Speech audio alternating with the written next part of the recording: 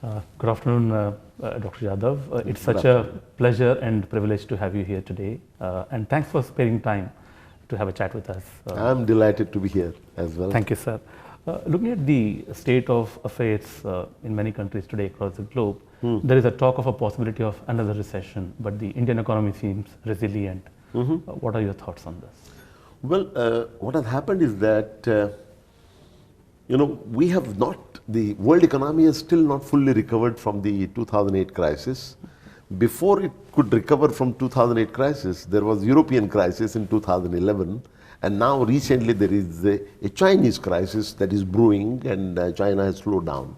So what has basically happened is that all the so-called developed countries or advanced economies, they have been in deep recession, and they're struggling to come out of it, whereas China and India were contributing, they had really become the engine of growth for the world economy. And what has happened now, China is also slowing down. For the first time in 30 years, India's growth rate has exceeded the growth rate of China. So today, while everywhere we see either a slowdown, a massive slowdown, or even recession, India has been able to sustain its growth rate at 7.6%, which is remarkably good. Absolutely. So I think India is definitely on the path of a true growth story. How do you look at the way Indian economy has evolved over the last couple of years, and where is it headed currently?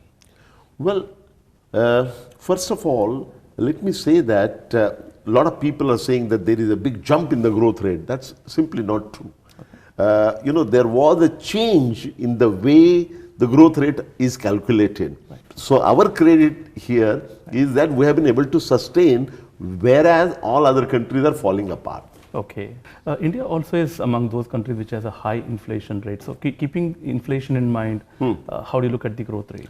No, in fact, we have succeeded in bringing the inflation rate down.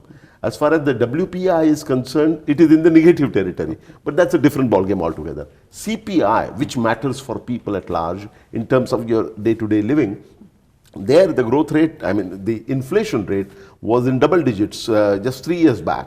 We have brought it down, successfully we have brought it down, but it is right now stuck between 5 to 5.5%. And we are finding it extremely difficult to bring it below 5. So what has happened is that government is trying to put pressure on the RBI to lower the interest rates because they feel that growth is more important. Inflation containment, we have reasonably succeeded. So why don't we go ahead? A lot of people are very optimistic, and they say that in the next couple of months there will be another round of interest rate reduction.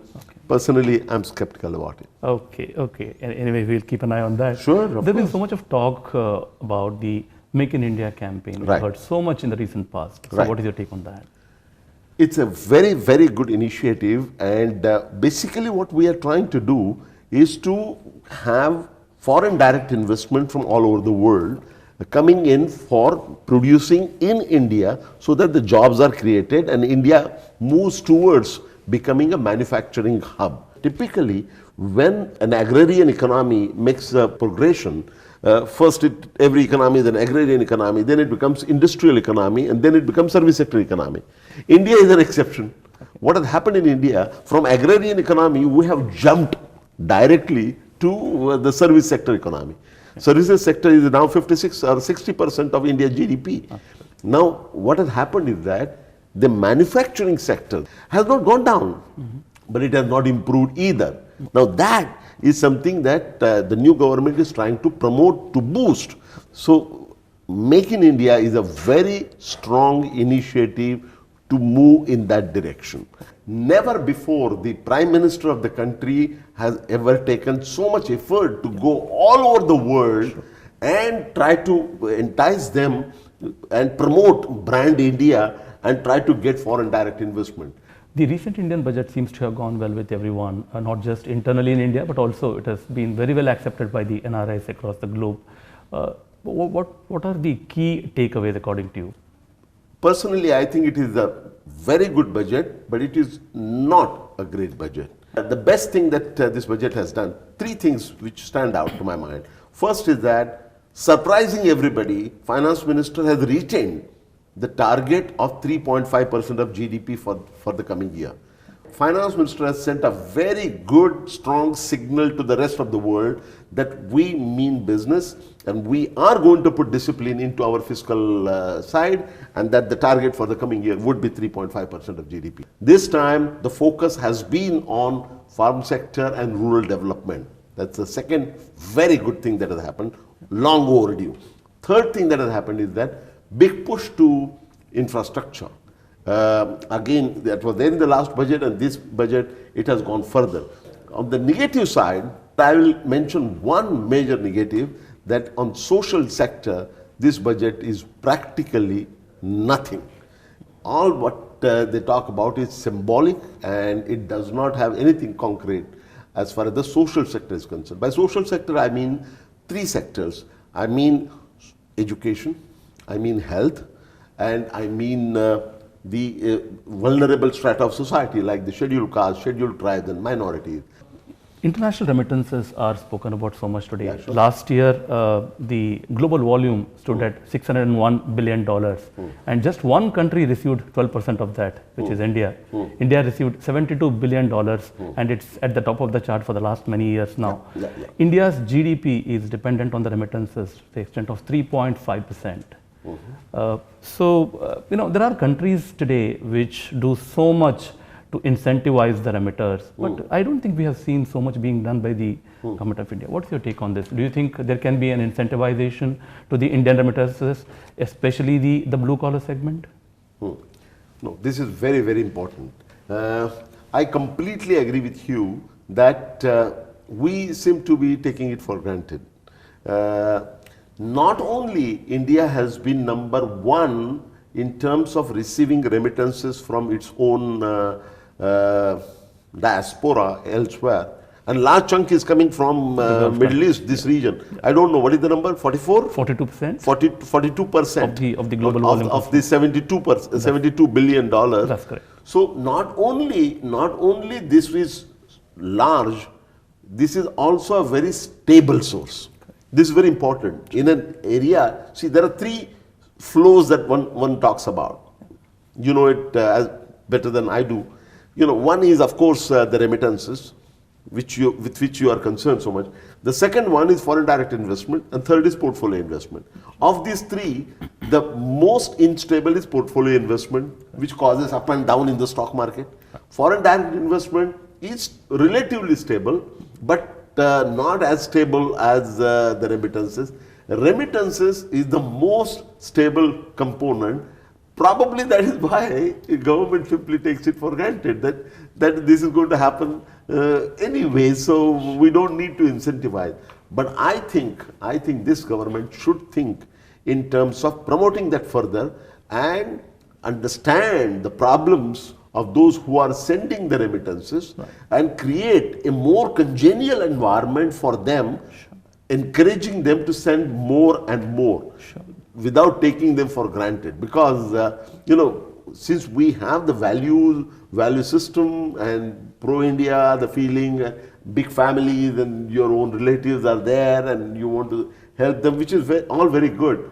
But there is certainly a scope for improvement, in the sense that the governments should take it more seriously than what they are doing. Some states are doing well there. Kerala in particular is doing very well in terms of offering some special incentives. I think other states and also the central government should look at it, rather than taking it for granted. They should see the huge potential which exists and should try to promote that on a sustainable basis, because that will lead to higher and more sustainable growth in future. Yeah. The reason as to why I brought this up was, there are countries which also have received huge amounts of remittances, but they saw that there is an informal channel through which money comes into the country. So they started offering incentives to be able to convert from informal to formal.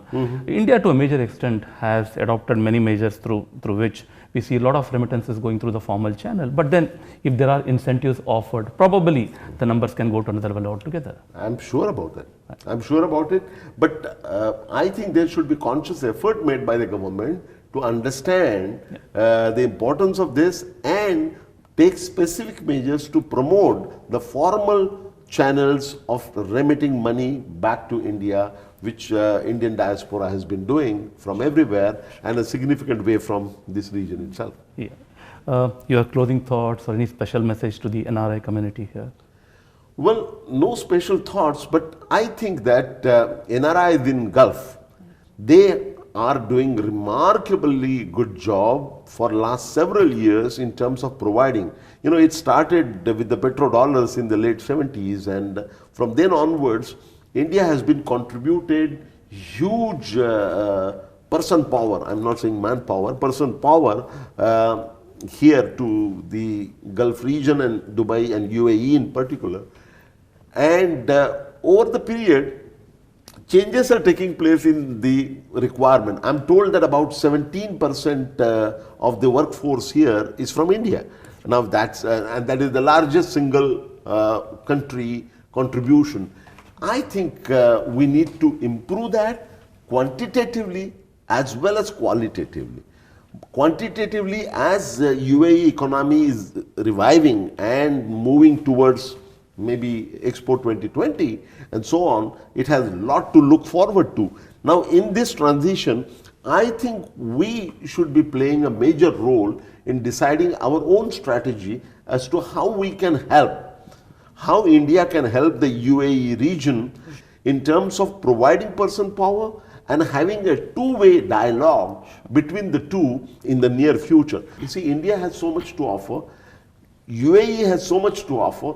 UAE has been contributing so much, but it should not remain confined only to remittances. That's right. It should go beyond that. You know, Make in India. Why can't UAE play a major role in Make in India? Dubai is probably closer to Mumbai than what Calcutta is to Mumbai. So Maharashtra, which is the biggest industrial center in our country and the highest industrial growth that they have, I think there is need, there is a room, and there is a potential for developing meaningful relationship between the Gulf region and the state of Maharashtra in particular, and the western zone in general, and India as a whole.